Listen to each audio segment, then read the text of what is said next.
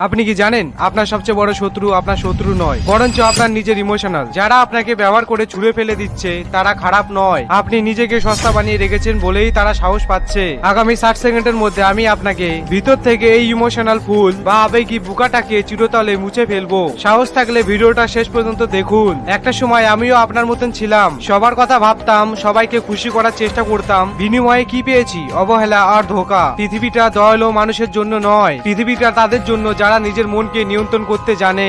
আপনি যদি আমাকে ফলো করে থাকেন তবে আজ থেকে আপনার পরিবর্তন শুরু। যখন আপনি আমার কথাগুলো আপনার জীবনে প্রয়োগ করবেন তখন চারপাশের মানুষ আপনাকে বলতে বাধ্য হবে তুমি বদলে গেছো।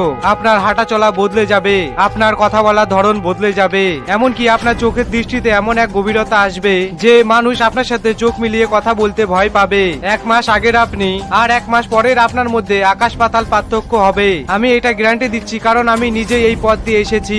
একজন ইমোশনাল দাস হয়ে বেঁচে থাকবেন নাকি নিজের জীবনের রাজা হবেন, সিদ্ধান্ত আপনার। যদি নিজের ব্যক্তিত্বকে পরবর্তী লেভেলে নিয়ে যেতে চান তবে এখনই আমাকে ফলো করুন। দেখা হচ্ছে পরবর্তী ভিডিওতে।